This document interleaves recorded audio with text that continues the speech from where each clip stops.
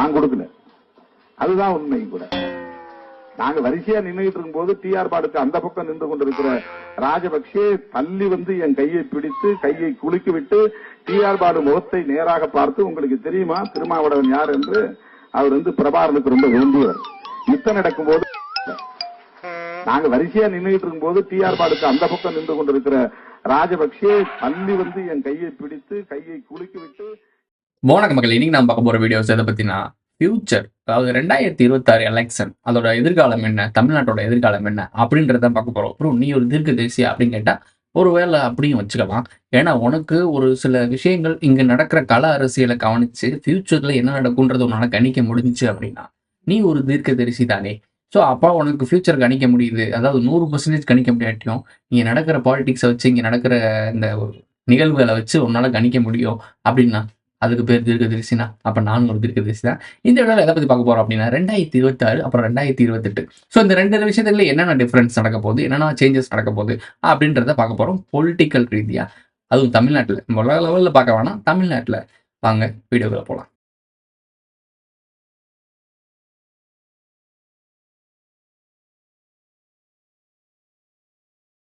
2009 ஆட்சியில் இருந்தது யாரு? அங்க இலங்கையில படுகொலை நடந்துட்டு இருக்க டைமிங்ல இங்க ஆட்சியில் இருந்தது யாரு? திமுக. ஸோ இப்ப கரண்ட் சுச்சுவேஷன்ல 2025 ஆட்சியில் இருக்கிறது யாரு அப்படின்னா அதே திமுக. அப்போ தாத்தா, இப்ப பையன், அடுத்த சன், அதாவது கிராண்ட் சன் சொல்லுவாங்கல்ல, கிராண்ட் சன் பேரன் வந்து அடுத்த 2026 இருக்க வாய்ப்புகள் இருக்கு. ப்ரோ திமுக வந்து இந்த 2026 தேர்தலோட காணாம போயிடும் அப்படின்னு சொன்னீங்க.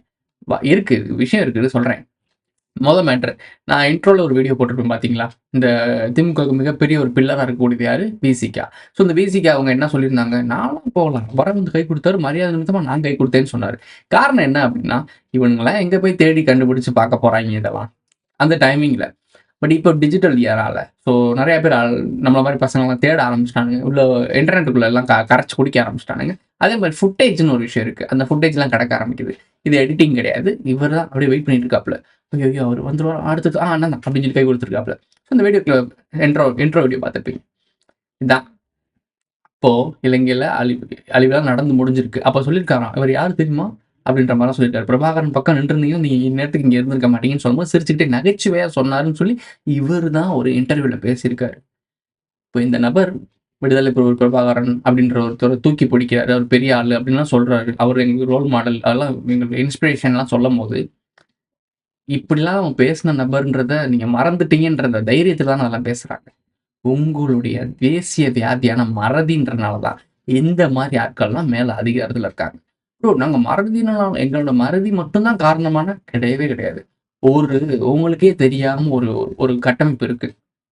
நீங்க பாக்குறது என்ன? திமுக, அதிமுக, காங்கிரஸ், பிஜேபி, விசிக, நாம் தமிழர், இப்ப புதுசா வந்த கட்சிகள் எல்லாமே இருக்கு. இதுதான் உங்களுடைய கட்டமைப்பு. ஆனால் இந்த கட்சின்னு ஒரு அங்கீகாரம் வர்றதுக்கு மேல தேர்தல் ஆணையம் இருக்குல்ல, ஸோ அந்த ஆணையத்தோட கட்டுப்பாட்டுக்குள்ள தான் அத்தனை கட்சிகளும் இருக்கு. ஸோ இதே மாதிரி ஒரு கண்ணுக்கு தெரியாத ஒரு கட்டமைப்பு இருக்கு. அந்த கட்டமைப்போட அனுமதி இல்லாம யாரும் கட்சி ஆரம்பிச்சிட முடியாது, யாரும் எலெக்ஷன்ல ஜெயிச்சிட முடியாது. இதுதான் அரசியல். கண்ணுக்கு தெரிஞ்ச அரசியல். உங்களுக்கு இந்த ஆட்கள், இந்த கோமாளிகள் எல்லாம் பார்ப்பீங்க, இந்த கோமாளிகள் எல்லாம் முக்கியமே கிடையாது. பின்னாடி இருக்க முக்கியமான ஆள், அவங்கள யாருமே பார்த்துருக்க மாட்டீங்க, கவனிச்சிருக்க மாட்டீங்க, எதுவுமே உங்களுக்கு தெரிய போறதில்ல. அப்படி ஒரு விஷயம் இருக்குன்றதே உங்களுக்கு தெரியாது. அப்படி இருக்க விஷயங்கள் இயங்குனால்தான் இங்க வெளியே இருக்க கோமாளிகள் நடமாட முடியும். எந்த கோமாளி எதை செய்யணும், எந்த கோமாளி மாட்டினா எந்த கோமாளியை வச்சு திசை திருப்பணும், இது எல்லாமே ஸ்கெட்ச் போட்டு கொடுக்கறது அந்த கோமாளி கூட்டம். என்ன ப்ரோ, அவங்க தான் பெரிய தலைக்கட்டுன்னு சொல்ற, அவங்களே கோமாளின்னு சொல்ற. மனித இனத்துக்கு எதிராக செயல்படுறான் முட்டா பையன் அப்படின்னா அவன் கோமாளி தானே. மனிதனுடைய உண்மையான ஆற்றல் என்ன, மனிதனுடைய ஆக்கத்தன்மை என்ன அப்படின்னு தெரிஞ்சு அந்த லெவலுக்கு போகாம இந்த பாம்பு பயிர்கள் கூட வேலை பார்த்துட்டு இருக்கானே, அவன் எதுக்கு வேலை பார்க்குறான், யாருக்கு வேலை பார்க்குறானே தெரியாது அவனுக்கு மேல இருக்க அதிகாரம் எதுன்னே தெரியாது. ஸோ அதனால அவனுடைய இருப்பை தக்க வச்சுக்கிறதுக்காக, நமக்குன்னு ஒரு பொறுப்பு பதவி, நம்மளுக்கு ஒரு அந்தஸ்து இருக்கு, இதை தக்க வச்சுக்கிறதுக்காக இந்த வேலைகள்லாம் பார்த்துட்டு இருக்கானுங்க. இதான் நடந்துட்டு இருக்கு. ரொம்ப நான் ஆழமா போக விரும்பல. ஏன்னா இப்ப ரொம்ப ஆழமா போனா என்ன நடக்குது அப்படின்னா, ஒருத்தர் குவாரியில எங்கேயோ மண்ணு வெட்டி எடுப்பாங்கல்ல, கற்கள்லாம் வெட்டி எடுப்பாங்கல்ல, அதெல்லாம் கண்டுபிடிச்சு இத்தனை டன் எடுத்து வச்சிருக்காங்க, இத்தனை லாரிகளை வந்து பாருங்க இவ்வளோ அள்ளிட்டு போறானுங்க, இதெல்லாம் வந்து ஒரு இடத்துல பதுக்கி வச்சிருக்காங்க அப்படின்னு சொல்லி கேஸ் கொடுத்து அதை கொஞ்சம் ப்ரெஷர் கொடுத்துருக்காப்புல. அந்த குவாரி 2023 லைசன்ஸ் கேன்சல் ஆயிருக்கு. இதுக்கு முன்னாடியுமே ஒரு 12 கோடி கிட்ட 13 கோடி கிட்ட எனக்கு தெரிஞ்சு நான் 18 கோடின்னு பார்த்தேன். 18 கோடி ஃபைன் போட்டிருக்காங்க. ஃபைன் மட்டும் 18 கோடி. ஸோ அந்த மாரி போட்டும் அவங்க திருந்தாம திருப்பி எடுத்துட்டு இருக்காங்க. இப்போ அந்த லைசென்ஸ் கேன்சல் ஆன பிறகும் இல்லீகலா தோண்டுறாங்கன்னு சொல்லி அரசாங்கம் இப்ப தான் கண்டுபிடிச்சிருக்கு. கவர்மெண்ட் ஒரு மைனிங்ல தோண்டுறாய்ங்க. அந்த தோண்டுற இடத்துல 2023லயே அதோட லைசென்ஸ் கேன்சல் ஆயிருச்சு. இப்ப 2025. இதுவரைக்கும் அவன் தோண்டிக்கிட்டு இருக்கான். ஒருத்தர் பேசிக்கிட்டு இருந்தாரு. அந்த நபர் இப்போ உயிரோட இல்ல. எப்படி ப்ரோ இறந்தாரு? Lorry accident. எந்த லாரிகள்ல கொள்ளையடிச்சு கொண்டு போறாங்கன்னு போய் நிப்பாட்டினாரோ, அதே லாரிய வச்சு ஏத்தி நசுக்கியிருக்காய்ங்க. அவர் செத்துருவாரு அப்படின்னு நெனச்சு தான் ஆக்சிடென்ட் நடத்தியிருக்கானுங்க. ஆனால் அவர் சாகலையா, இல்லையான்னு தெரிஞ்சுக்கிறதுக்காக திருப்பி 2 ஆட்ட ஏத்திட்டு போயிருக்காய்ங்க. எங்க உசுரு பொழச்சுருவாரோன்றதுக்காக. இப்போ உங்களுக்கு புரியுதா? இது எப்படிப்பட்ட ஒரு ஒரு ரூட் லைன்னு தெரியுதா? எனக்கு தெரியும். இதே மாரி தான் நார்த் இந்தியால ஒருத்தர் வந்து 120 கோடி ஊழல் பண்ணிருக்காங்கன்னு சொல்லிட்டு அப்பட்டமா ஓப்பனா வந்து காட்டுனாரு மக்கள்ட்ட. அவர சிமெண்ட் போட்டு மூடிட்டாய்ங்க அண்டர் கிரவுண்ட்ல. இப்ப என்ன சொல்ல வருது இந்த நாடு? நார்த் இந்தியா இருக்கட்டும், சவுத் இந்தியா இருக்கட்டும் 2மே இதே தான் பண்ணுது. என்ன பண்ணுதுன்னா, இங்கே ஒரு கட்டமைப்பு இருக்கு. உங்களுக்கு தெரிஞ்ச அரசியல்வாதி திருடுவாங்க, கொள்ளையடிப்பாங்க அதெல்லாம் நடக்குது. எல்லாம் ஆமா இருக்கு. ஆனால் இத நீ பேசலாம். உனக்கு உரிமை இருக்கு. இவர் அந்த கொள்ளையடிக்கிறாரு, இந்த கொள்ளையடிக்கிறாருன்னு பேசலாம். ஆனா ரூட் லைன கண்டுபிடிச்சு போயி சாட்சிகள், ஆதாரங்கள திரட்டுன அப்படின்னா, நீயும் ரோட்ல தான் போகணும். ஒருத்தர் பேசினார்ல, ஈவேரா அவர்கள பத்தி பேசினதுக்கு, "நீங்கலாம் நடமாடிற முடியுமா? நான் இங்கேயே உங்கள வந்து பேசிருவேன், அப்படி பேசிருவேன்." ஓப்பனா மிரட்டுறாங்க. இவங்கள இந்த பிம்பத்த உடைக்க ட்ரை பண்ணீங்கன்னா, நாங்க ஒண்ணு பண்ணுவோம்னு சொல்லி ஓப்பனா மிரட்டுறாங்க. ஆனா ஒரு நபர், இந்த பிம்பமே அவர பத்தி அவரே எழுதின சுயசரிதையில இந்த மாரி விஷயங்கள்லாம் இருக்குங்கன்னு சொல்லி ஆதாரத்தோட சொன்னோம் அப்படின்னா, அவரு மேல எல்லா வழியிலயும் கட்டம் கட்டப்படுது. உண்மைய எல்லாரும் சேர்ந்து எதிர்க்கிறாய்ங்க. பொய்க்கு இவ்வளோ பெரிய முட்டு கிடைக்குது. இவ்வளோ ஒரு சப்போர்ட் கிடைக்குது. இவ்வளோடைய ஆதரவு இருக்கு. அப்ப நீ எங்க வாழ்ந்துட்டு இருக்கன்னு உனக்கு தெரியணும்ல. இதெல்லாம் தெரியாத கூமுட்ட தற்குறி நான் கிடையாது. அதுக்கு தான் ரூட் லைன நான் என்னைக்குமே பிடிக்க மாட்டேன். இப்ப என்ன ஒரு விஷயம்னா, நானும் இறங்கி போய் இங்க என்ன நடக்குதுன்றதெல்லாம் டீட்டெயில் சொல்ல தெரியும். எனக்கு அறிவு இருக்கு. ஸோ எத சொல்லணும்? இவனுங்க இந்த கீழ இறங்கி போய் இந்த லோக்கல் பாலிடிக்ஸ் பேசுறனால தான் இவ்வளோ பிரச்சனையில மாட்றாய்ங்க. நம்ம லோக்கல் பாலிடிக்ஸ்லாம் பேச வரல. Main politics. யார் ஆணிவேர்? எந்த அ வேர அசைச்சா ஒட்டுமொத்த மரமும் கீழ விழுகுமோ, அந்த வேர தான் நீ அசைக்கணும். அந்த வேர் யார்கிட்ட இருக்கு? "ப்ரோ அவரா ப்ரோ? ப்ரோ இவரா ப்ரோ?" கிடையவே கிடையாது. நீ தான். உன்கிட்ட தான் அந்த ஆணிவேர் இருக்கு. உன்னோட ஆணிவேர், உன்னுடைய அறியாமைன்ற ஆணிவேர். அந்த ஆணிவேர நீ டெவலப் பண்ணி நல்லா குரோத் ஆயி நீ ஒரு ஆலமரமா வளர்ந்துட்ட அப்படின்னா, உன்ன அசைக்கிறது ரொம்ப கஷ்டம். ஸோ நீ எவ்வளோக்கு எவ்வளோ இன்டெலிஜென்ட்டா மாறுறியோ, அவ்வளோக்கு அவ்வளோ எதிரிகள் ஆட்டோமேட்டிக்கா மாட்டுவான். இப்போ இங்க ஒரு நபர் கண்டுபிடிச்சாருன்றதுக்காக தானே இந்த ஒரு நபர் மேல இவ்வளோ பெரிய விஷயங்கள் நடக்குது. கொலை வரைக்கும் போய் நடக்குது. அப்போ ஒட்டுமொத்த மக்களுமே இந்த மாரி கேள்வி கேட்க ஆரம்பிச்சுட்டாங்கன்னா, ஒட்டுமொத்த மக்களுக்குமே உண்மை புரிஞ்சு கேள்வி கேட்க ஆரம்பிச்சாங்கன்னா, சரியான உண்மை. ஒருத்தன் கொள்ளையடிக்கிறான், ஆமாப்பா, எதுக்குப்பா? லாரில அடிச்சு கொன்றுவான்ப்பா அப்படின்னு பயம் வரக்கூடாது. நீ சொல்றது வந்து எதிர்ப்பு வந்து இறங்கி போய் வீடியோ எடுத்து ஆதாரத்த போய் கம்ப்ளைண்ட் பண்ணி, கம்ப்ளைண்ட் பண்ண இடத்துல இருந்து தான் விஷயமே லீக் ஆயிருக்காம். எப்படி பாருங்க. சரி ஓகே. ஸோ இந்த மாரி ஒரு விஷயங்கள்லாம் இருக்கும்போது, இப்ப நீ என்ன பண்ணணும் அப்படின்னா, நீ அவேர்னஸ் ஆகி உன் ஃபேமிலி வழில பேசு. புரணி பேசு. புரணி பேசு. அப்படி நடக்குது, இப்படி நடக்குது பேசு. இது அப்படியே செயின் லூப் மாரி அப்படியே பறந்து பரவி பரவி போகும். நாளைக்கு எலக்ஷன் ஒரு டைம் நடக்கும்போது நேர்ல வருவாங்க. அப்ப நீங்க எல்லாருமே ஒரே ஒரே விதமா இந்த மாரி கேள்வி கேட்கும்போது, இந்த மாரி விஷயங்கள் நடக்கும். ஒரு சேஞ்சஸ் நடக்கும். சரி ஓகே. நம்ம வந்து உள் அரசியலுக்குள்ள போவோம்னா, ஃபியூச்சருக்கு போலாம். பெரியாருடைய சொத்தை காப்பாத்தி கொடுத்தது யாரு? ராஜாஜி. பெரியார் அவர்கள் சன்னியாசம் போயிட்ட மாதிரி அவர் காசி கீசின்னு போனோன்னு எப்படி பொறுப்பு இல்லாத இருக்காருன்னு அவ அப்பா என்ன பண்ணிட்டாரு? பழனி முருகனுக்கு சொத்தெல்லாம் எழுதிட்டார். அப்போ வந்து பெரியார் வந்து ராஜாஜி நல்ல நண்பர். பெரியாருக்கு மட்டும் நல்ல பிராமண நண்பரா இருக்கலாம், கீழே இருக்கிறவங்களுக்கு யாரும் இருக்கக்கூடாது. அதுதான் எப்படின்னா அமெரிக்கால வந்து தலைவர்கள்லாம் ஒழுக்கமா இருக்கணும்னு அங்க ஜனங்க நினைப்பாங்க. நம்ம ஊர்ல தலைவர்கள்லாம் எப்படி வேணா இருக்கலாம், ஜனங்க ஒழுக்கமா இருக்கணும்னு நம்ம ஊர்ல நினைப்போம். அண்ணன் 6 மணிக்கு மேல எந்த வீட்டுல பார்க்கலாம், 8 மணிக்கு அப்புறம் எந்த வீட்டுல பார்க்கலாங்கிறது நம்ம ஊர்ல தான். விஷயத்துக்கு வருவோம். அப்போ அவர் ராஜாஜி கிட்ட கேட்ட பொழுது ராஜாஜி சொன்னாரு, உனக்கு ஒண்ணுமே தெரியல, பழனி முருகன் ஒரு கடவுளே கிடையாது, பழனி பாலதண்டாயுதபாணின்னு தான் ஒரு கடவுள் இருக்காரு. உங்க அப்பா பழனி முருகனுக்கு தானே சொத்தை எழுதி வச்சிருக்காரு. உங்க வீட்டு தோட்டத்திலேயே ஒரு முருகன் சிலையை வைத்து இது பழனி முருகன் பேரை வச்சு டெய்லி அர்ச்சனை பண்ணிக்கன்னு சொன்னாரு. அதை செய்தார் பெரியார். அவருக்கு அவர் தந்தையின் சொத்துக்கள் வந்து சேர்ந்தது. அதுல ராஜாஜி கமிஷன் கேட்டாரா? இவ்வளவு சொத்து வந்திருக்குது, எனக்கு 15% வெட்டு. இது திராவிட கலாச்சாரம். கமிஷன் கேட்கறதோ பர்சன்டேஜ் வாங்குறதோ நமக்கு புத்திசாலித்தனத்துல அடுத்தவனை நல்லபடியா வைக்கிறதுக்கு தான் இது. அதற்காக சொல்றேன். இதே ராஜாஜி மட்டும் இல்லைன்னா திமுக ஆட்சிக்கு வந்திருக்குமா? பூனரை புடிச்சிட்டு எல்லாரும் திமுகவுக்கு ஓட்டு போடுங்கன்னாரு. இதெல்லாம் நாம ஞாபகம் வச்சுக்கணும். இதே மாங்கொல்லையில தான் அதுவும் நடந்தது. இப்ப இந்த சேகர் அவர்கள் சொன்னதை ஞாபகம் வச்சுக்கணும்னு சொல்றாருல, இவருக்கு விஷயம் தெரிஞ்ச ஒரு நபர் தான். அதாவது ஆழமான விஷயம் தெரிஞ்ச நபர். ஸோ அதனாலதான் எங்க எல்லா லைன்லயும் அடிப்பாப்புல. இங்கிட்டும் அடிப்பார், அங்கிட்டும் அடிப்பாப்புல. தாமரச்சனத்துல ஒரு குத்து, தென்னமரச்சனத்துல ஒரு குத்து, அப்படி குத்திட்டு போவாப்புல. இவர் யாரும் எது செத்துக்குமாருக்கு ஒண்ணு நல்லா புரிஞ்சுக்கோ. உண்மையான ரகசியம் தெரிஞ்சவன் டபுள் கேம் ஆடுவான். எல்லா தேதியும் ஒரே தேதி இல்ல. 9/11க்கும் 11/9க்கும் நிறைய வித்தியாசம் இருக்கு. யோசிச்சு பாருங்க. அவ்வளவுதான். அவனை யாருமே எதுவும் தொந்தரவு பண்ண மாட்டாங்க. நீங்க நல்லா நோட் பண்ணி பாருங்களேன். இந்த இன்னொருத்தர் இருப்பாப்ல, ஷோன்னு ஒருத்தர் இருப்பாப்ல. அவர் பெரிய டிக்கெட்டு. அவருக்கு விஷயம்லாம் பயங்கரமா தெரிஞ்ச ஆளு. அவர் இங்கிட்டும் போவார், யாரை வேணா எது பேசுவார், எப்படி வேணா பேசுவார். அவர் எதுவுமே சொல்ல மாட்டாங்க. அதே மாதிரி சுப்பிரமணிய சாமின்னு ஒருத்தர் இருக்காப்ல நார்த் இந்தியாவில். தமிழ்லையும் பயங்கரமா பேசுவாப்ல. நார்த் இந்தியாவில் இருந்துட்டு தமிழை அடிச்சு கரைக்கிறது அவர் தான். சரியான ஒரு நபருங்க. சரியான நபர். ஏன் இந்த ஆழமா சொல்றேன்றது விஷயம் தெரிஞ்சவனுக்கு தெரியும். அந்த நபருக்குலாம் பயங்கரமான விஷயங்கள்லாம் தெரியும். அதனால அவரை யாருமே எதுவுமே சொல்ல மாட்டாங்க.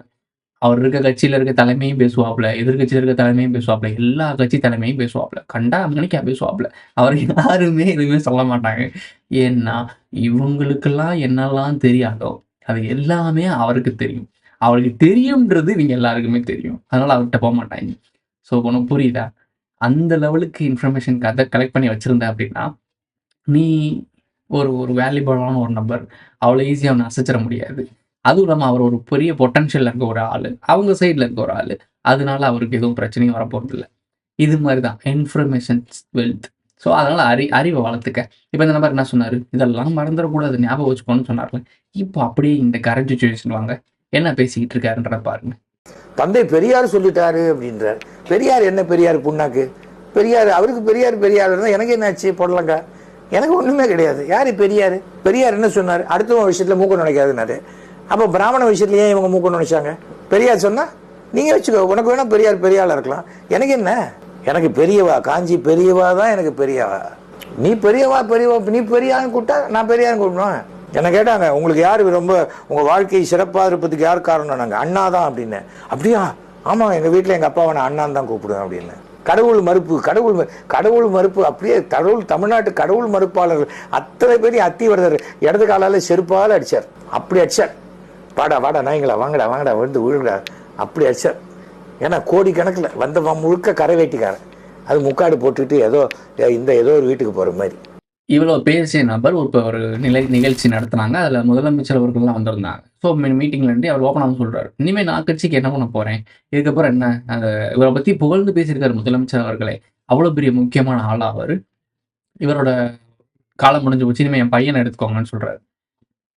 பேசியிருக்காரு இவரே வீடியோவில். இப்போ என்னன்னா, இவங்களோட அப்பா பேர் இருக்குல்ல, இவங்க அப்பா பேரை ஒரு தெருக்கு வைக்க போகிறாங்களாம். உனக்கு புரியுதா என்ன நடந்துட்டு இருக்குன்னு தெரியுதா? முதல் என்ன சொன்னார் அவர், இப்போ ரெண்டாவது என்ன சொன்னார், இப்போ மூணாவது நடக்குது. முதல்ல எதிர்த்து, திருப்பி ஆதரிச்சு, திருப்பி அவங்க கூட சேர்ந்துக்க. உங்களுக்கு புரியுதா? உங்களுக்கு என்னன்னு புரியுதா நான் சொல்ல வர்றது? இதுதான் அரசியல், சிம்பிளான அரசியல். ப்ரோ அப்போ நம்மளும் இப்படி தான் பண்ணணுமா? அங்கிட்டு தவிக்கிட்டு இந்த மாதிரி வேலை பார்க்கணுமா? இது கேடுகட்ட குப்பையை பண்ணுற வேலை. இந்த குப்பையெல்லாம் என்னன்னு தெரிஞ்சுக்க. இவர் ஒரு சார்ஜி தான் நான் காட்டுறேன். இவர் ஒரே ஒரு ஆள் இப்போ எடுத்து வந்து காட்டுறேன். என்னால் ஏகப்பட்ட பேரை எடுத்து வந்து காட்ட முடியும். அவ்வளோ கிடக்கு, ஓப்பனாக தான் கிடக்கு, உன் கண்ணு முன்னாடி தான் கிடக்கு. நீ தான் பார்த்துட்டு கடந்து போயிட்டு இருக்க. திருப்பி இதே நபர்கள் பதவியில் உட்காந்துருக்காங்க. அந்த பதவியில் உட்காந்துருக்கும் போது இப்படி உட்காந்து கேட்டுட்டு இருக்கீங்க. இன்னொரு யூடியூபர் வந்து திருப்பங்குன்றம் மலையிலேருந்து கீழே இறங்கி ஒரு வீடியோ ஏதோ விளாக் பண்ணிட்டு வந்திருக்கும்போது கீழே ஏதோ விஷயம் நடந்துட்டு இருந்திருக்கு, சர்ச்சை போயிட்டு இருக்குல்ல. இப்போ ஆடு வெட்டுறேன்னு திருப்பங்குன்றத்தில் பஞ்சாயத்து போயிட்டு இருக்குல்ல. ஸோ அந்த பஞ்சாயத்தை ஒருத்தர் கவர் பண்ணியிருந்த ஒரு யூடியூபர், அந்த வீடியோ லிங்க் நான் கீழே போகிறேன் பாருங்க. பிஜேபி சப்போர்ட்டர் நினைக்கிறேன் அவர். இந்த மாதிரி போட்டிருக்காரு. அது என்ன சொல்றாரு அப்படின்னா, ப்ரெஸ் பீப்புளெலாம் ஒரு இன்டர்வியூல கேட்டுட்டு இருக்காங்க. அவங்களுக்குள்ள பேசிப்பாங்க போல, இந்தந்த கேள்விலாம் கேட்கணும், இந்த கேள்விலாம் கேட்கக்கூடாதுன்றது. அதாவது மக்களுக்கு உண்மையான என்ன விஷயம் என்ன தெரியணுமோ அதை கேட்க மாட்டாங்க. அவங்கவுங்களுக்குலாம் என்னென்ன கம்ஃபர்டபுளான கேள்விகளோ அந்த கேள்வியில் எடுத்து வச்சுப்பாங்களாம். அதை கேட்பாங்களாம், அந்த கேள்வியை மட்டும் தான் பேசுவாங்களாம். இவர் எக்ஸ்ட்ரா 2-3 கேள்வி கேட்டிருக்காப்புல. கேட்டோன்னே ஒட்டுமொத்த அந்த மீடியாக்களும் இப்படி இவர் திரும்பி முறைக்குது. கேட்ட கேள்வி கரெக்டான கேள்வி தான் கேட்டிருக்காரு. ஆனால் அங்கே இந்த கேள்விலாம் கேட்கக்கூடாது, ஏன்னா நமக்கு வர்றது நின்றும் அப்படின்ற மாதிரி இவர் ஓப்பனாக பேசியிருக்காரு. அதை நான் பேச விரும்பல. அதை கீழே லிங்கை கொடுத்துறேன் டிஸ்கிரிப்ஷனில் பார்த்துக்க. ஸோ இதான் நடந்துட்டு இருக்கு. இப்போ நான் சொன்னது ஒன்று புரிஞ்சிருக்குமே. எலோன் மஸ்க், அப்புறம் நம்மளுடைய மெட்டா, மார்க் ஜக்கர்பர்க் என்ன பண்ணாங்க? இது பெரிய லெவல் கோமாளிகள். இங்க நடக்கிறது குட்டி குட்டி. புரியுதா? ஆட்கள் தான் வேற வேறே தவிர செயல்பாடு எல்லாம் ஒன்னே தான். அப்போ நான் சொல்றது உனக்கு புரியுதா? இந்த உலகம் முழுக்க ஒரே லூப்ல போயிட்டு இருக்கு. ஒரே விஷயத்த தான் பண்ணிக்கிட்டு இருக்கு. ஒட்டுமொத்தமா ஒரு மிகப்பெரிய பொய். கட்டமைப்புன்றது ஒரு பொய். அந்த பொய்ய பழக்கி, பழக்கி, பழக்கி, பழக்கி படிச்சு, படிச்சு இது வரலாறு, அது வரலாறுன்னு படிச்சு, படிச்சு உன்னையும் நம்ப வச்சு, இது நீ ஒரு பொய்க்குள்ள தான் வாழ்ந்துட்டு இருக்கேன்றத உணராத அளவு வச்சிருக்காங்க. இத ஸ்பிரிச்சுவல் வழியா ஒரு சிம்பிளா ஒரு விஷயம் சொல்றேன். உன் உடம்புக்குள்ள செல்ஸ்லாம் இருக்குல்ல, குட்டி குட்டி மாலிக்யூல்ஸ்லாம் இருக்குல்ல, இத நீலாம் என்ன சொல்றாங்க? உனக்குள்ள இருக்கிறத உணரு. அண்டத்தில் இருப்பதுதான் பிண்டத்தில் இருக்குன்னு சொல்றாங்க. கண்ணு வந்து இந்த கண்ணு இருக்குல்ல, இந்த கண்ணு கருவிழி வந்து பிரபஞ்சத்துல இருக்கிறத காட்டுவாங்க. அதே மாரி உன்னுடைய அந்த பிரபஞ்சத்துல இருக்க செல்ஸ்லாம் பிரியுதுல்ல. இந்த டெட் செல்ஸ் பிரியுதுல்ல. 2 பிரியுதுல்ல. அது டெட் ஸ்டார்ஸ் இந்த மாரி காட்டுவாங்க. இந்த மாரி ஒவ்வொன்னும் உடம்புக்குள்ள இருக்கக்கூடிய அனைத்து மூளையில இருக்க நியூரான்ஸ் இருக்குல்ல. இந்த நியூரான்ஸ் வந்து பிரபஞ்சத்தோட அப்படின்னா அது பயங்கரமான கேலக்ஸிய கனெக்ட் பண்ற மாரி இருக்கு. அண்டத்தில் இருப்பதுதான் பிண்டத்தில் இருக்கும். பிண்டத்தில் இருப்பதுதான் அண்டத்தில் இருக்கும். இப்படின்னு ஒரு கான்செப்ட் இருக்குல்ல. இததான் உள்ளுக்குள்ள உணரு. உனக்குள்ள பயணின்னு சொல்லுவாங்க. உனக்குள்ள நீ போய் ஃபீல் பண்ண. உனக்குள்ள போறதுன்னா என்ன ப்ரோ? அப்படின்னா இததான் எவனுமே விளக்கமே சொல்ல மாட்டானுங்க. உனக்குள்ள போறது அப்படின்னா உணரணும். உனக்குள்ள இருக்க உடம்புல இருக்க குட்டி குட்டி செல்ஸ் இருக்குல்ல. அந்த செல்ஸ கூட நீ உணரணும். அத நீ அப்படி உணர்ந்து கனெக்ட் பண்ண ஆரம்பிச்சுட்ட, உன் கண்ட்ரோலுக்குள்ள எடுத்த அப்படின்னா, உனக்கு வர நோய்கள நீயே சரி பண்ணிக்கலாம். மெடிசின் உனக்கு தேவையில்ல. ஏன்னா உன் உடம்ப நீ உன் கட்டுப்பாட்டுல வச்சிருப்ப. உனக்கு ஃபுட்டுன்றது ஒரு கரெக்ட்டா கட்டுப்படுத்த ஆரம்பிச்சுட்ட அப்படின்னா, உனக்கு ஃபுட்டுன்றது தேவையே இல்ல. வெளியில இருந்து கொண்டு போற ஃபுட் உனக்கு தேவையில்ல. பிரபஞ்சத்துல இருந்து எடுத்துக்கலாம். ஸோ இந்த மாதிரிலாம் ரொம்ப ஹை லெவல்ல இருக்கு. ஸோ இத உணருன்ற மாரி ஒரு விஷயம் சொல்றாங்கல்ல. இந்த மாரி தான் உனக்குள்ள இருக்க செல்ஸ். இப்போ நான் வந்து ஒரு சரியான ஒரு ஆத்மாவா இருக்கேன் அப்படின்னா, எனக்குள்ள இருக்க செல்ஸும் அந்த ஆத்மாக்குள்ள ஓகே இதான்டா நம்ம வாழ்க்கை அப்படின்னு சொல்லி உள்ளுக்குள்ள ஒரு செல் இந்த உடம்புக்குள்ள வாழ்ந்துட்டு இருக்கு. அந்த செல்ஸ்க்கு தெரியாது. நாம ஒரு உடம்புக்குள்ள இருக்கோம். அந்த உடம்புக்குள்ள நம்ம வேலை பார்த்துக்கிட்டு இருக்கோம்னு தெரியாது. இப்படி ஒரு உலகம் இருக்கு. நம்ம வாழ்ந்துட்டு இருக்க உலகம் தான் உண்மை. நம்ம இந்த செல்ஸ்குள்ள வாழ்ந்துட்டு இருக்கோம் அப்படின்னு நினைச்சுட்டு இருக்கோம். ஏதாச்சும் ஒரு செல்ஸ் உடம்ப விட்டு வெளியே வந்து செக் பண்ண முடியுமா? என்ன நடக்குது? நம்ம உருவத்த பார்க்க முடியுமா? உள்ளுக்குள்ள இருக்க செல்ஸ்னால நம்மளோட ஒட்டுமொத்த உருவத்தையும் செக் பண்ண முடியுமா? கவனிக்க முடியுமா? முடியாது. இதே மாரி தான் நீயும் ஒரு உடம்புக்குள்ள இருக்க. ஒரு படம் வரையப்பட்டிருக்கு. போலியான பிம்பத்த வரையப்பட்டிருக்கு. அந்த போலியான பிம்பத்துக்குள்ள தான் நீயும் நானும் வாழ்ந்துட்டு இருக்கோம். உனக்கு புரியுதா? இணையதள பொருள் அடிக்கடி ஒரு வார்த்தை சொல்லுவாரு. மனிதர்களாகிய நீங்கள் அப்படின்னு சொல்லுவாரு. காரணம் என்னன்னா, நீ ஒரு ஒரு அவுட்லைன்குள்ள இருக்க. அந்த அவுட்லைன்லாம் தாண்டி நிக்கிற ஒரு சில ஆட்களுக்கு நீ வேற தானே. உனக்கு நான் பேசுறது புரியும்னு நினைக்கிறேன். அவரு ஏலியன் கிடையாது. இது நார்மல் பீப்பிள் கிடையாது. அவங்க நயன்தாரா மாரி கிடையாது. ஐயோ சொன்னா புரிஞ்சுக்கங்கனே, நான் நார்மல் பீப்பிள் கிடையாது. அப்புறம் நான் ஏலியன் அணியே என்னடா இந்த ஏலியன் அணியே நடந்து என்ன போற பறந்து போற நீ மொளப்ப நீ இப்படி பேசக்கூடாது. நானும் அப்படி பேசுனேன். பிரேட்டர் மாதிரிலாம் பண்ணாங்க. அப்ப நீ ஏலியன் சொல்றேங்கப்பா. மனுஷன் மாதிரி மனுஷன் நடந்துக்கங்கடா. போடா. என்ன உங்களுக்கு கோயம்புத்தூர் பிடிக்குங்களா? இங்கிட்டு வா. போடா. ஸோ இது வேற. இந்த கான்செப்ட் டோட்டலா வேற. நீ ஒரு வரைக்குள்ள இருக்க. ஒரு பட்டிக்குள்ள அடைக்கப்பட்ட ஆடா இருக்க. நீ ஆடுன்றது ஒத்துக்க மாட்ற. நீ ஒரு பட்டியில அடைக்கப்பட்டிருக்கிறதுன்னு ஒத்துக்க மாட்ற. உன்னை ஒருத்தன் மேய்க்கிறான்றது ஒத்துக்க மாட்ற. நாளைக்கு நீ கசாப் கடைக்கு தான் போறன்றதும் ஒத்துக்க மாட்ற. ஆனா இது எல்லாமே நடந்துட்டு இருக்கு. ஒரு ஆடு, பட்டி, மெய்ப்பன், பலிகடா. இது எல்லாமே நடந்துட்டு இருக்கு. ஆனா நீ மட்டும் தான் அதை ஒத்துக்க மாட்ற. இதெல்லாம் உண்மை நினைச்சு வாழ்ந்துட்டு இருக்கு. ஸோ உனக்கு புரியும்னு நினைக்கிறேன். மேட்ரிக்ஸை இதை விட சிம்பிளா யாராலையும் சொல்ல முடியாது. நீ உனக்கு புரியல அப்படின்ட்டு நான் ஒன்றும் பண்ண முடியாது. அடுத்த வீடியோ பார்க்கலாம். பெரியார் கூட்டமைப்பினர் போராட்டத்தில் ஈடுபட இருப்பதாக அறிவித்திருந்தனர். இந்த நிலையில் நீலாங்கரையில் இருக்கக்கூடிய சீமான் வீட்டின் முன்பாக நாத்தாக்காவினர் குவிந்திருக்கிறார்கள். அது தொடர்பான அண்மை செய்திகளை பார்த்து வருகிறோம். பரபரப்பு இருக்கணும்ல. கம்பெல்லாம் ஏத்திட்டு ரெடியா நின்னுட்டு இருக்காங்க. சும்மா கட்டைங்க சமைக்க வச்சிருப்பாங்க, அதை எடுத்து கையில் வச்சிருப்பாங்க. இந்த கட்டையில வச்சு அடிக்கிற அளவுக்கு அவங்க பெரிய ஆளுலாம் என்ன. சீமான் அவர்கள் வீட்டை ஒருத்தவங்க முற்றுகையிட்டு பஞ்சாயத்து பண்ணாங்கல்ல. ஸோ அது 2-3 பேர் வந்து அப்படியே போராட்டம் பண்ணாங்க. அப்புறம் அவங்க தூக்கிட்டு போயிட்டாங்க. அது வேற விஷயம். இப்போ இந்த அரசியலை பாருங்களேன். ஒன்று உண்மையை கண்டுபிடிச்சு கனிம வளங்களை கொள்ளையடிக்கிறான்னு சொல்லி சொன்னவனை லாரி ஏற்றி கொண்டுறாங்க. இதே மாதிரி ஒருத்தன் வந்து மக்களை ஏமாற்றி சுரண்டி மக்களோட படிப்பணத்தை ஃபுல்லாக அப்படி கொள்ளையடிச்சு ஒருத்தன் தனியாக கொண்டு போறான்னு சொன்னா அவனை தூக்கி புதைச்சிடுறாங்க. அரசியல் அவங்க கோமாளித்தனம் பண்றாங்க. ஒரு பிம்பம், உண்மையான பிம்பம் ஒருத்தன் முட்டு கொடுக்காங்கன்னா, இந்த பிம்பமே பிம்பம் இல்லடா, இல்லாத ஒன்றை இருக்கிறத காட்டி உன்னை ஏமாத்திக்கிருக்காங்கடான்னு சொன்னா அவர் வீட்டு முன்னாடியே முற்றுகிறாங்க. அதெல்லாம் சீப் பாலிடிக்ஸ்னா இப்போ இது பண்றதும் சீப் பாலிடிக்ஸ் தானே.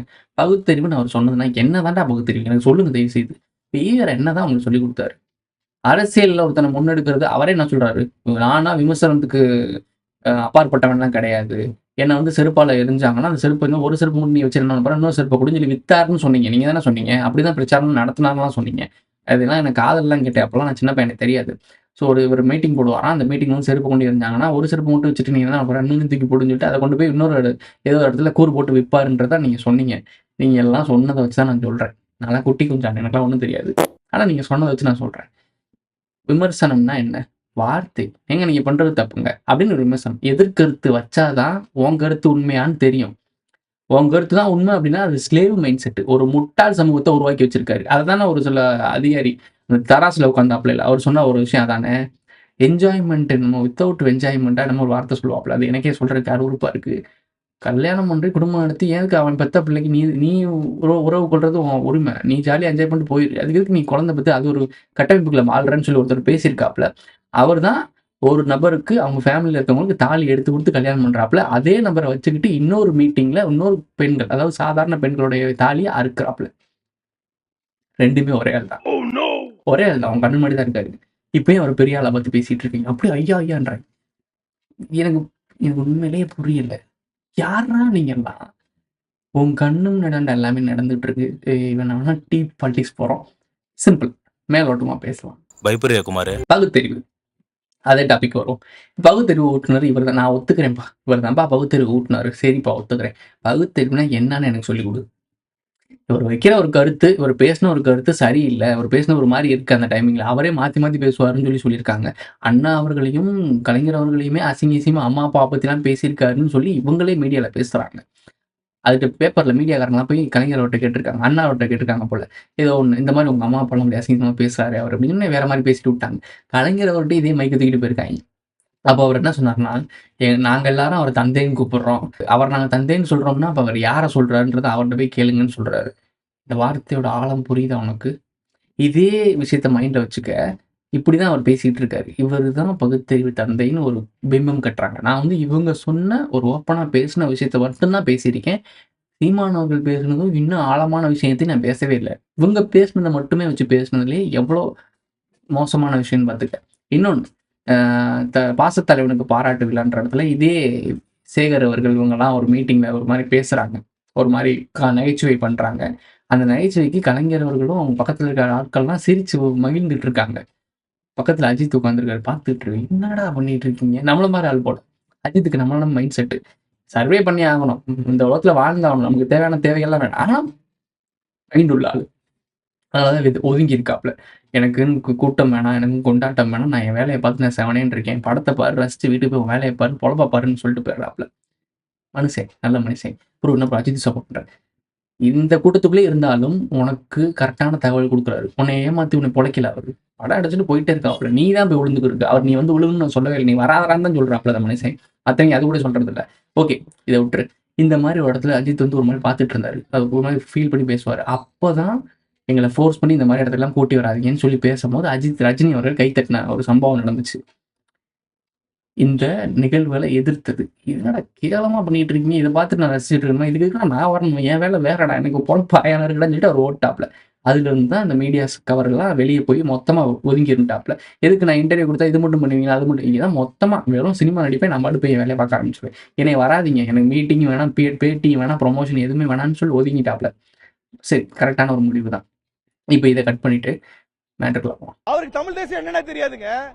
தமிழரசன் வைத்த 4-5 கோட்பாடுகள்ல ஒன்ன சொல்ல சொல்லுங்க பாப்போம். தமிழரசனை தேங்காய்ச்சின்னு இழிவுபடுத்தின நபர் இருந்தால் அவருக்கு தமிழ் தேசியம் என்ன தெரியும்? பேச சொல்லுங்க பாப்போம். மேடையில நாங்க பேச தயாரா இருக்கோங்க. யோகியனா தான் நேரா வர சொல்லுங்க. நேர்மையாக அரசியல் தெரிஞ்சா வர சொல்லுங்க. ரோசா பூ, சின்ன ரோசா பூ, ஓ பேர சொல்லும் ரோசா பூ, तेरे मेरे बीच में कैसा है ये बंधन अनजाना.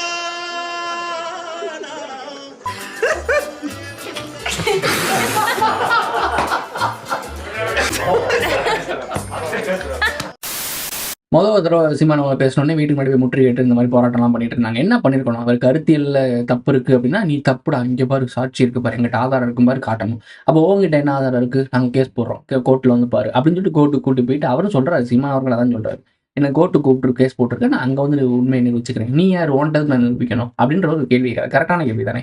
ஸோ இப்போ அவர் வீட்டு முன்னாடி முற்றுகையிடுக்கான நோக்கம் என்ன? தனி நபர் தாக்குதல். என்ன ட்ரை பண்ணுறீங்க? இந்த குவாரிக்காரனும் அந்த நார்த் இந்தியா பொலிட்டிக்ஸும் என்ன பண்ணானோ அதுதான் நீங்களும் பண்ணுறீங்க, தனிநபர் தாக்குதல்.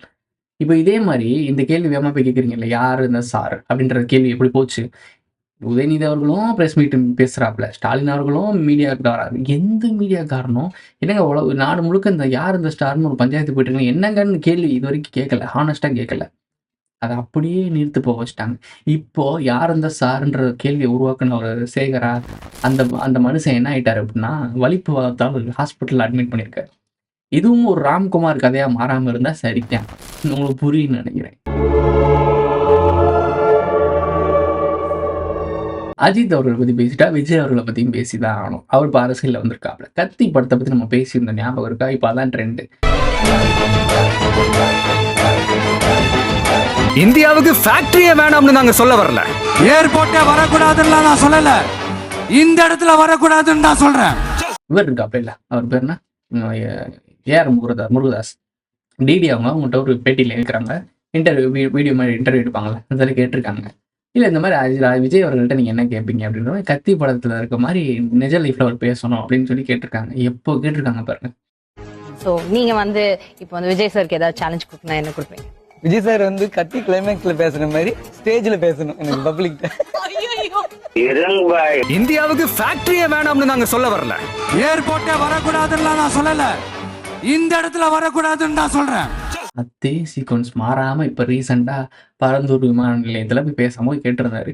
நம்ம வீடியோலேயே அதை பார்த்தோன்னே புரிஞ்சுக்கிட்டோம் என்ன பேசினார் அப்படின்றது. கத்தி படத்தை பற்றி நம்ம மென்ஷன் பண்ணி பேசியிருந்தோம்.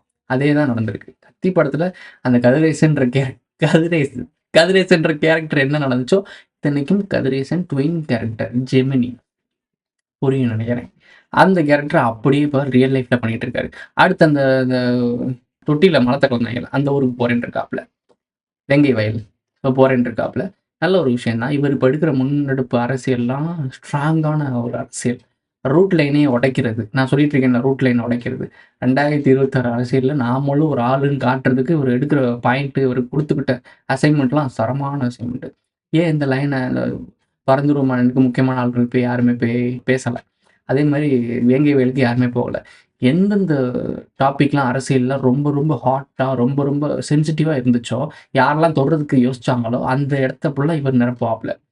ஏன்னா இவர் நிரப்பணுன்றதுக்காக தான் அந்த இடத்தையே விட்டு வச்சுருக்காங்க. நான் தான் முன்னாடியே சொன்னேன்ல, கண்ணுக்கு தெரியாத ஒரு கட்டமைப்பு இருக்குது. நீ இப்போ இதை செய், நீ அப்போது அதை பண்ணு, இதெல்லாம் வந்தால் தான் அதை செய்வாங்க. உங்களுக்கு பூமின்னு ஒரு படம் இருக்கும். அந்த பூமின்ற படத்தில் அந்த 13 குடும்பம் சேர்ந்து நாங்கள் ஆள்றோம்னு சொல்லி ஒரு கோமாளி கதை காட்டியிருப்பாங்க. அதில் அவன் சொல்லுவான், இங்கே பாரு உங்கள் தலைவர் என்ன பேசணும்னா நான் இன்ஸ்ட்ரக்ஷன் கொடுத்தா தான் பேசுவான், இந்த பேப்பரில் இருக்கிறது அப்படியே பேசுவான் பாருங்க, பேப்பரை கொடுத்துருவான். கொடுத்துட்டு ஃபோன் பண்ணி இப்போ நீ பேசுன்னு சொல்லுவார். பேசுன்னு சொன்னோடனே இவன் என்ன பேப்பரில் எழுதி வச்சிருக்கானோ இங்கே அதையே அங்கே படித்து சொல்லிட்டு இருப்பாப்புல. இவ்வளோ பேசுறது போதும்னு நினைக்கிறேன். மண்டையில் ஒன்று இருந்துச்சுன்னா புரிஞ்சுக்கும். புரியல. ஜெய், இந்த நாள் உனக்கு மட்டும் ரிப்பீட் ஆகலடா, நீ செத்தா எனக்கு ரிப்பீட் ஆகுது. இது ஏன் நடக்குது, எதுக்கு நடக்குது, எப்படி நடக்குது, உனக்கு எனக்கு எந்த சம்மந்தமும் கிடையாது. ஆனா நடக்குது, ஏதோ நடக்குது, நடந்துட்டு போட்டா I'm not bothered about that. But எனக்கு as per plan மாநாடு நடக்கணும், சிஎம் சாகணும், அதோட பழி அந்த ரஃபீக் மேல விழணும், கலவரம் வெடிக்கணும். இன்னொரு டாக்டர் பைத்தியம். என்ன டாக்டர்னா வந்து பைத்தியத்தை சரி பண்ணதான்னு பார்ப்பாங்க. என்னென்ன டாக்டர் பைத்தியம் சொல்ற உண்மைதான்.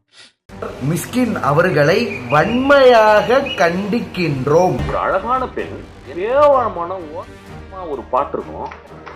அந்த பாட்டை பார்த்துக்கிட்டு அவ உதறெல்லாம் கடிச்சுக்கிட்டு அப்படின்னு சொல்றல, ரொம்ப அநாகரிக வார்த்தைகளை பயன்படுத்தி டைரக்டர் மிஸ்கின் அவர்களை வன்மையாக கண்டிக்கின்றோம். தம்பி அழுதுனோடனே அவன் அழுது கட்டுறோம். எனக்கு ஏதாவது வச்சு வாயில தூக்கம் போல இன்ஸ்டாகிராம் தூரம் தான் நடிக்கிறான். என்ன புரியலையா? அது என்னங்க நீங்க ஒரு பேச்சு பேசுறீங்க, அவங்களுக்கு நடிக்க தெரியல, இவங்களுக்கு நடிக்க தெரியல, அவங்கள பார்த்தா அவர் மடக்கி மூக்கல குத்துவாரா? இதெல்லாம் ஒரு பேச்சு. இவங்கெல்லாம் பைத்தியம் மாதிரி நடிச்சு நம்மளை பைத்தியமாக்க ட்ரை பண்ணுறாங்க. இவங்கெல்லாம் கோமாளி கிடையாது, நம்மளை கோமாளியாக்க ட்ரை பண்ணுறாங்க. இந்த டாக்டர் வந்து ப்ளூஸ் மாதிரி பண்ணுறாருன்னு இவரை தான் பேசுகிறான்னு சொல்லிட்டு மிஸ்கின் எதிர்த்து ஒரு வீடியோ போட்டிருக்காப்புல. இந்த மாதிரிலாம் பண்ணுறப்ப தான் எரிச்சல் ஆகுது. மிஸ்கின்ற ஒரு டேரக்டர், ஸோ ஒரு ஆர்டிஸ்ட் இருந்து ஒரு ஆர்ட்டை ஒரு நடிப்பை வாங்குற ஒரு நபர் இவனுங்க பண்றதெல்லாம் ரீல்ஸ், இவங்க பண்றதெல்லாம் ஆக்டிங்ன்னு சொல்லிட்டு இவங்க வந்து பண்ணும்போது, அதுக்குன்னே படிச்சுட்டு அதுக்காகவே வாழ்ற ஒரு குரூப் இதுதான் கலை அப்படின்னு சொல்லி கொண்டு போறோம். கலைன்றது வந்து ஒரு தனிப்பட்ட நபரோட சொத்து கிடையாது. ஆனா அதுக்குன்னு ஒரு எத்திக்ஸ் இருக்குல்ல. எல்லாத்துக்குமே ஒரு எத்திக்ஸ் இருக்கு. ஸோ இவங்க பண்றதெல்லாம் நடிப்புன்றது சத்தியமா நீங்க சொல்லவே முடியாது. அதுவும் இந்த எத்தனையோ பேர் ரீல்ஸ் பண்றவங்க ரொம்ப அழகா அற்புதமா நடிக்கிறவங்களும் இருக்க தான் செய்றாங்க. இல்லைன்னா கிடையாது. இந்த திவாகர் நடிக்கிறது நடிப்பா. யாரா வேணா சொல்லு. மனசாட்சி இருக்காம பேசக்கூடாது. இவர் ஹானஸ்ட்டா வந்து பேசுறது இது நியூஸ் ஆக்குறாங்க. இது ஒரு ஆள நியூஸ் ஆக்கிட்டு இருக்காங்க. மிஸ்கின் பேசுனதுக்கு இவர் ரிப்ளை பண்ணதுக்கு இது எப்படி நியூஸ் ஆகுது? இது ஒரு கோமாளி, ஒரு பைத்தியம்னு எல்லாருக்குமே தெரியும். இந்த கோமாளி எல்லாரையும் கோமாளி ஆக்குறான்றதும் தெரியும். இதுதான் காத்து கருப்பு கலைன்னு ஒரு பைத்தியம் தெரிஞ்சுட்டு இருந்துச்சு. மூஞ்சில கறி அப்பிக்கிட்டு பிச்சை எடுத்துக்கிட்டு அது ஒரு ட்ரெண்டாவே ஆக்குனாங்க தெரியுதா? கோமாளிகளை வளர்த்து விடுற கூட்டம் இதெல்லாம். உங்களுக்கு புரியும்னு நினைக்கிறேன். இது எதுக்கு இப்போ ஒரு நியூஸ் ஆகணும்? இது ரொம்ப முக்கியமான நியூஸா? அப்ப தெரியுதா உனக்கு? எதை நீ பார்க்கணுன்றத டிசைட் பண்றது ஒருத்தன் தானே. எது உங்கள்கிட்ட கொண்டு வரணும்? இதெல்லாம் இவங்க இந்த மீடியாஸ், நியூஸ் மீடியாக்கெல்லாம் என்ன பண்ணிட்டு இருக்குன்னு உங்களுக்கு தெரியுதா? இதுக்கு மேல உன்கிட்ட ஆழமா சொல்ல விரும்பல. இன்னும் நான் ஆழமா சொன்னேன்னா, அந்த லாரியில ஒருத்தர் விழுந்தார்ல. லாரி 2 தடவை ஏறிட்டு போச்சுல. அந்த நிலைமை தான் எல்லாருக்கும்னா எனக்கும் சேர்த்து தான். நாளைக்கு எனக்கு நடந்தாலும் நீ ஒரு நியூஸை தான் பார்த்துட்டு இருப்ப. உண்மைதான். இது கசப்பா இருந்தாலும் இது உண்மையில உண்மைதான். நாளைக்கு நானும் ரோட்ல போகும்போது இந்த மாதிரி ஒரு லாரி என்னை அடிச்சிச்சு அப்படின்னா, என்னையும் ஒரு நியூஸா நீ பார்த்துட்டு நியூஸ்ல கூட வருவேனான்னு தெரியல. நாளைக்கு ஏதாவது ஒரு யூடியூபர் ஏதாவது ஒன்று பேசினாதான் நியூஸா கூட வராது. நீங்க இப்படியே இருந்தீங்கன்னா இங்கே இது மாதிரி எவனுமே இருக்க மாட்டோம். கடைசி வரைக்கும் நீ கண்ணை கட்டி காட்டில் விட்ட மாதிரி தெரிய வேண்டியதான். எதுக்கு வாழ்ந்தோம், எதுக்கு சத்தம், ஏன் இருக்கோன்றது தெரியாமல் போய் சேர்ந்துருவேன். இதோட இந்த வீடியோ முடிஞ்சிருச்சு. இந்த வீடியோ பிடிச்சிருந்தா லைக் பண்ணுங்க, கமெண்ட் பண்ணுங்க, சப்ஸ்கிரைப் பண்ணுங்க, மறக்காம இல்லைங்கன்னா அதில் போட்டு இந்த ஃப்ரெண்ட்ஸ்லாம் ஷேர் பண்ணுங்க. உங்களுடைய கருத்துக்களை கீழே கமெண்ட்டை சொல்லிட்டு போங்க. வேதனையா இருந்தாலும் வேதனையா இருக்கு அப்படின்னு தான் சொல்ல தோணுது. அடுத்த வேலை சந்திக்கலாம். இப்ப நான் சொல்றதுல இருந்து இவர் பேசியிருப்பாரா மாட்டாரான்னு நீங்களே முடிவு பண்ணுங்க. இப்ப நான் சொல்றேன், நீ உன் மனைவியுடன் கலவி செய்யக்கூடாது என்பதற்கும் நீ மது அருந்தக்கூடாது என்பதற்கும் என்ன வேறுபாடு என்று நான் கேட்கிறேன். ஒண்ணு, மது விலக்கு என்பது ஒரு அதிகார, இந்த மது விலக்கு விட்டு தள்ளுவோம், பெண்களை பத்தி சொல்லுவோம். திருமணம் கிரிமினல் குற்றமாக கருத வேண்டும். பெண்ணுக்கு கற்பப்பை தேவையில்லை. கற்பு, களவு என்ற சொற்களும் புலவர்களால் கற்பிக்கப்பட்ட பொருளற்ற சொற்களே. ஒரு மனிதன் ஒரு பெண்ணுக்குத்தான் உரியவன், ஒரு பெண் ஒருத்தனுக்குத்தான் உரியவள் என்பது அடிமைத்தனமே. எனது நோக்கமே சமுதாயத்தில் கல்யாண முறை ஒழிய வேண்டும் என்பதே. ஆணும் பெண்ணும் கூடுவது தனது காம வெறியை தீர்த்துக் கொள்வதற்காகவே தவிர இனப்பெருக்கத்திற்காக அல்ல. இல்வாழ்க்கை என்பது மூடத்தனமே. உலக நோக்கை கெடுப்பது இல்லறம். திருமணம் இயற்கைக்கு முரணானது.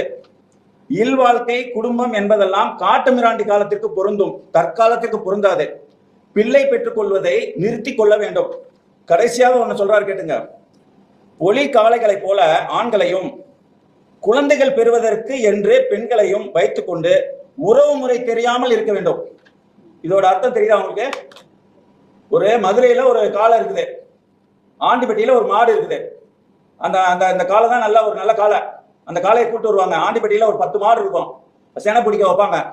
வச்சுட்டு அந்த மாடு போயிடும், அந்த காளை போயிடும். போன பிறகு அது பிறக்கிற குழந்தைக்கு அப்ப யாரும் தெரியாது, எந்த காலை கூட இருந்தோன்னு அந்த அந்த பெண் காளைக்கும் தெரியாது. இப்படி இந்த சமூகம் இருக்கணும்னு ஒருத்தர் சொல்லியிருக்கிறாரு. அப்படி சொன்னவர் அதை சொல்லியிருப்பாரா மாட்டாரா? நீ யாரு கூட வேணாலும் படுக்கலான்றத. இப்ப இந்த 14 விஷயம் இருக்குது. இப்ப இந்த 14ல இருந்து சொல்லுங்க, இல்ல கடைசியா அந்த காலை உதாரணத்துல இருந்து சொல்லுங்க. அவர் சொல்லியிருப்பாரா மாட்டாரா? பழைய விஷயம், பழைய விஷயத்த அந்த பழைய விஷயத்த ஒரு பழைய விஷயத்தை இதுவரைக்கும் கேள்வி கேட்காதனாலதான் இங்க அவர் தலைவரா ஊரெல்லாம் சிலையை வச்சுக்கிட்டு இருக்காங்க. திருக்குறள்ல பேருந்துகள் எல்லாம் எழுதி வச்சிருக்கோம். அது மாதிரி இந்த பெரியார் பொன்மொழிகள் எழுதி வைக்குமா? எழுதி வைக்கிறதுக்கு இந்த அரசு தயாரா? பொன்மொழிகள் தானே எழுதி வைங்க. கேவலமான பேச்செல்லாம் ஒருத்தர் பேசி விட்டு அவரை இந்த தலைவரா எங்க தமிழ் இனத்துக்கு திணிக்கிறது நீங்க யாரு? இதுதான் அந்த அரசியல்வாதிகளுடைய வெற்றி.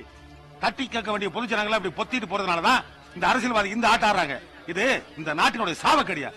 பிஎஸ் ஒரு படத்துல சரியா சொன்னாரு, இந்த நாடும் நாட்டு மக்களும் நாசமாய் போகட்டும். Who is this guy?